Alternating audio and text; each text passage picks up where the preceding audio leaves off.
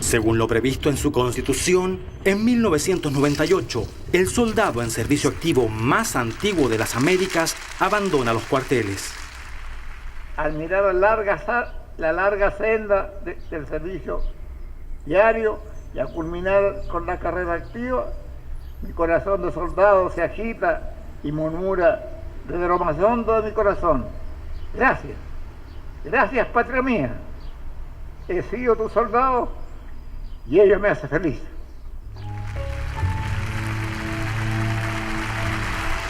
Señores, misión cumplida.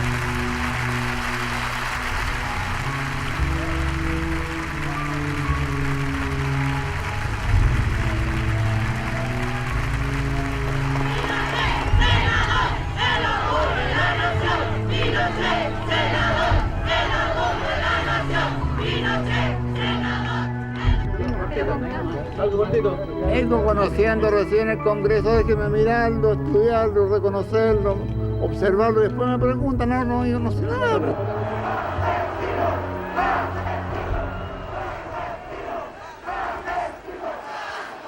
Sin mediar votos, toma posesión de un escaño vitalicio en el Senado. Un lugar que antes él despreció y clausuró, que ahora le ofrecía donde mantenerse a salvo de los ataques políticos, blindado por el fuero vitalicio que le daba la Cámara Alta.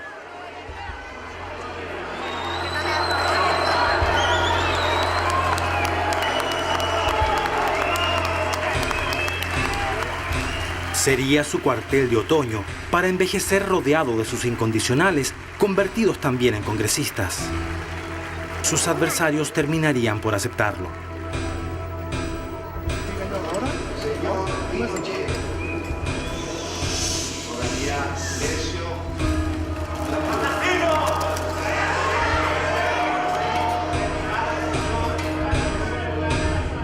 Es el corazón de la institucionalidad democrática y tiene un gesto adicional. Cuando él asume como senador vitalicio, Pinochet se instala en la testera del Senado, ¿verdad? Aunque no fuera presidente del Senado, aunque no le correspondía en absoluto estar en la testera del Senado, y nadie se atreve a hacer nada. Ese era el nivel de poder que tenía Pinochet en Chile, simbólico.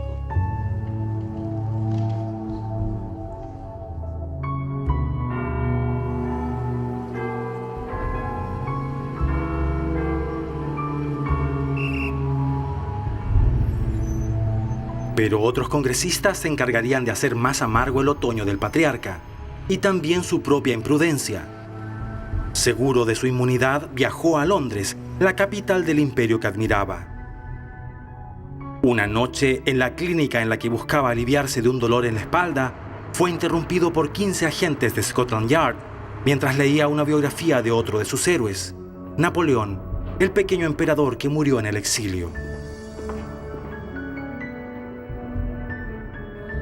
Surgió la noticia de que el general Pinochet estaba en Londres para una operación quirúrgica y a partir de ahí pues lo que hice no es sino aquello que hago en cualquier caso en el que se me informe que una persona sometida a mi jurisdicción y a la que no has podido llegar hasta ese momento debes de hacer. Primero, enterarte dónde está, cómo está, en qué circunstancias, pedir la posibilidad de interrogarle y cuando se informa de que eso no era posible porque se marchaba, tomar la decisión de una detención para posibilitar precisamente, mediante el proceso de extradición, esa comparecencia ante la justicia española que estaba investigando su presunta responsabilidad. tampoco me planteaba qué o cuál iba a ser la historia posterior. Lo que se trataba era de dar una respuesta en ese momento concreto a unos hechos delictivos muy graves que se estaban investigando y respecto de los cuales esta persona aparentemente tenía responsabilidad criminal. El senador Pinochet no tiene inmunidad.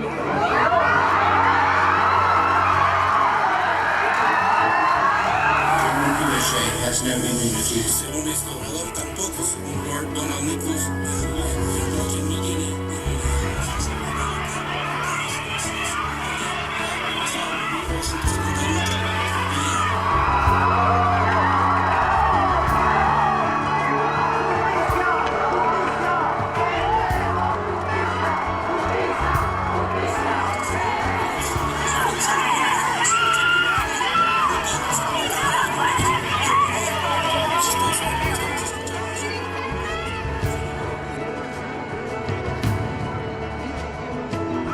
Su arresto duró 503 días, mientras el mundo desde Washington a Bagdad, Madrid o La Habana se preguntaba si la persecución judicial de los crímenes contra la humanidad debía o no tener fronteras.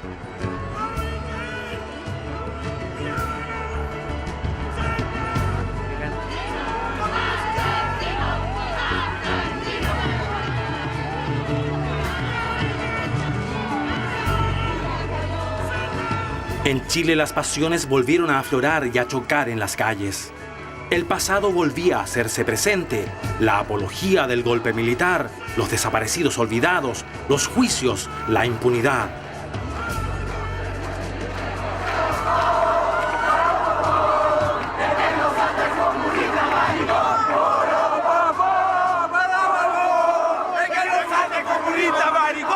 Pinochet era la melodía que unos bailaban con indignación y furia y los otros coreaban con satisfacción y esperanzas.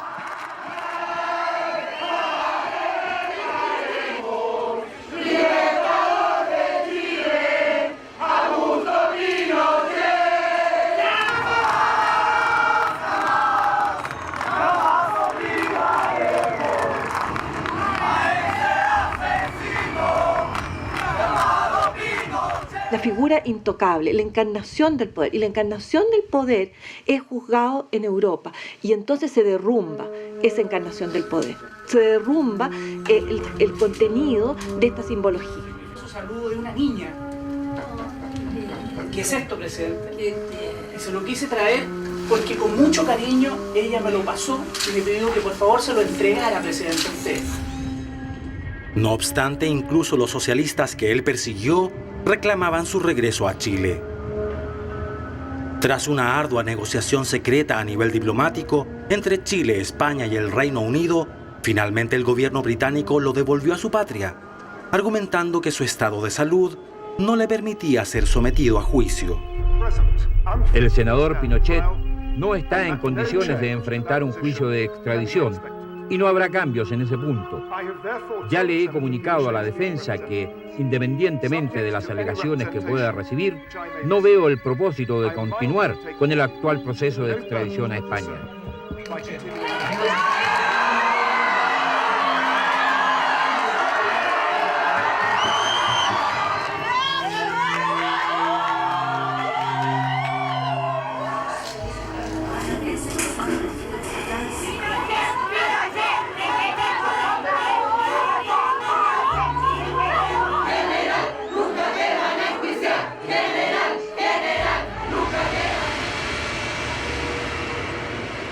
Traté de mantener la compostura mientras venía el avión,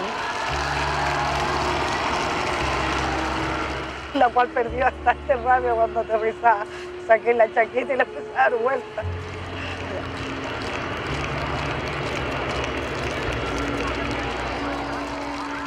Y lo seguimos, pasamos al militar y de ahí nos fuimos a su domicilio.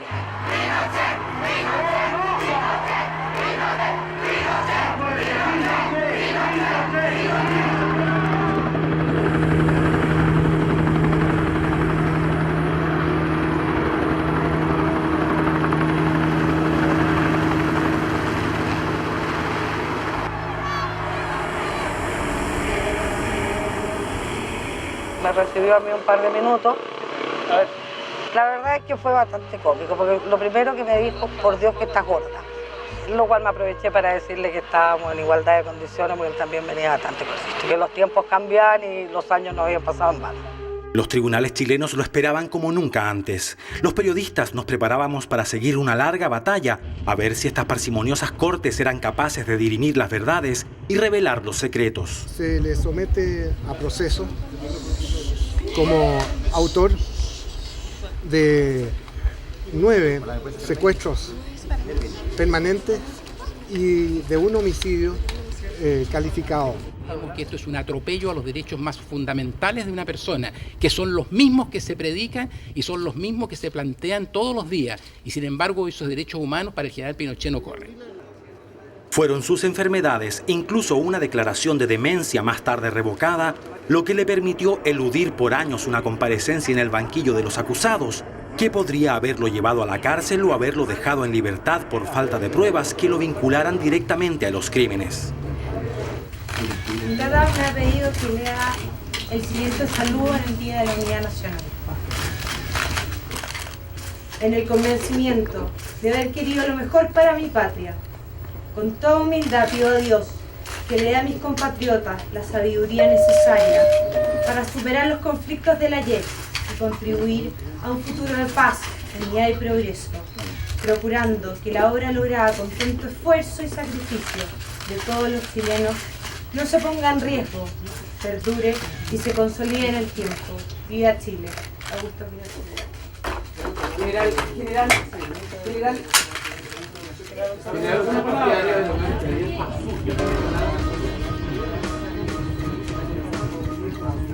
En julio del 2004, una investigación del Congreso de los Estados Unidos de mayoría republicana descubrió cuentas secretas de Pinochet en el Banco Riggs de Washington y también en paraísos financieros del Caribe. En ellas, el exdictador y su familia habrían acumulado unos 28 millones de dólares, dinero que sus defensores atribuyeron a donaciones, pero que la justicia aún investiga bajo la presunción de fraude fiscal y enriquecimiento ilícito. 2 décadas antes, denuncias periodísticas habían puesto la mirada en los bienes raíces de Pinochet. Una mansión ostentosa, una finca, casas y apartamentos que sumaban varios millones, difíciles de reunir con el salario de un general. Sus hijos, su secretaria, su albacea y su esposa fueron enjuiciados por millones de dólares de evasión tributaria. Incluso Lucía, su hija mayor, pidió un infructuoso asilo en Miami, alegando persecución política. Lo ridículo es que las cuentas estaban incluso a nombre de él, algunas en el Riggs. Y bueno, yo al que culparía en este caso son a los bancos. Los bancos son los que tenían el deber, conociendo que las cuentas eran de don Augusto Pinochet Ugarte, de decirle, señor, ¿de dónde usted sacó este dinero? Justifique su dinero. Porque el banco, por regulaciones americanas, tiene que informar que los dineros no son de lavado de dinero, ¿cierto? Y por lo tanto las regulaciones les exigen a los bancos decir, oiga, este señor, tengo sospecha, no justificó su dinero, váyase del banco, saque su dinero. Ellos no lo hicieron. Por lo tanto, para mí, los que son los cómplices, en este sentido, de la evasión tributaria, que no de que haya habido malversación de dinero del Estado, serían los bancos. Durante su prisión en Londres, vi cómo Mónica Bergham reunía dinero entre las esposas o viudas de militares para contribuir a la defensa de su líder caído en desgracia.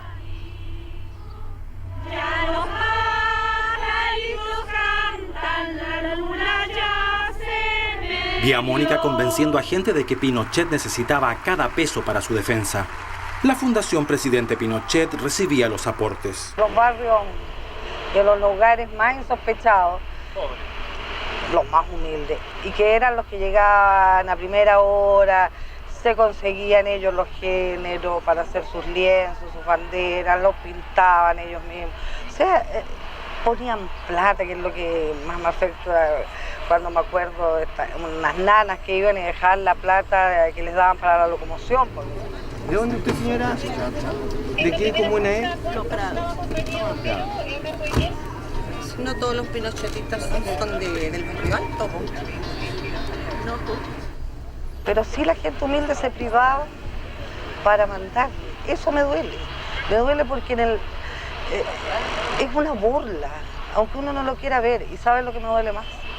La cantidad de gente que durante muchísimos años son de los que yo digo serviles, no leales, que estaban cerca todavía y no les importaron los casos de los derechos humanos. Hasta ese momento nadie le importaba. Pero salió lo del RICS y misteriosamente la gran mayoría se escondió. Los políticos de la derecha que antes gobernaron con él le dan finalmente la espalda ante el espanto de saber que su líder había lucrado en secreto a sus espaldas. Comenzaba a acabarse el otoño del patriarca a las puertas del invierno. Puede encarnar ahora la culpa de toda una historia, ¿verdad? El problema es que él no ha asumido responsabilidad alguna y sigue sin asumirla, solamente cuando hay juicios de carácter tributario que afectan a su mujer y a su hijo y que los llevan hasta a ser incluso enjuiciados, ¿verdad? En este carácter.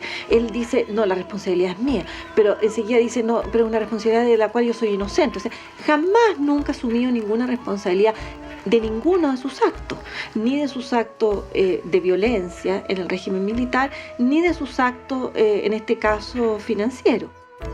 ¿Cómo cambió Chile en todos estos años? Las leyes aquí son más duras para quien se apropia del dinero ajeno que para quien ciega una vida con crueldad. ¿Es que los chilenos heredamos los valores de la era Pinochet? ¿El daño colateral es razonable para convertirnos en un país desarrollado? Chile es el país con más tratados de libre comercio del mundo, casi 60. La democracia que mi generación conoce es menos alegre de lo que esperábamos, porque esperábamos mucho. Donde sí encontramos futuro, vida y esperanzas es en nuestros hijos, llenos de preguntas y con menos miedo que nosotros. Mis hijos crecen en este país. Mi padre dice que aquí antes se soñaba más, que había más ciudadanos solidarios y menos consumidores. Pero el autor no es solo este anciano para que en el otoño terminó sin dar una probada al invierno que lo amenazó por tantos años. Enfrentaba unas 400 querellas criminales desde 1998 a la fecha y a 6 jueces que lo interrogaron, lo enjuiciaron y que varias veces lo mantuvieron arrestado en su mansión. Jamás conoció una sentencia condenatoria ni debió acudir a un tribunal chileno, aunque algunos de sus subalternos morirán en la cárcel por sus crímenes contra la humanidad. En sus últimos días padecía de diabetes, frecuentes infartos cerebrales que le provocaban desmayos, dolencias en sus articulaciones y dificultades respiratorias. ¿Cómo se encuentra el general Pinochet en estos momentos? ¡Mal, muy mal! Tía Mónica, ¿usted la vio? Tras una semana de recuperación y agonía, un infarto al corazón marcó la última caída de Pinochet, el domingo 10 de diciembre del 2006, el Día Internacional de los Derechos Humanos. La muerte lo alcanzó antes que la justicia.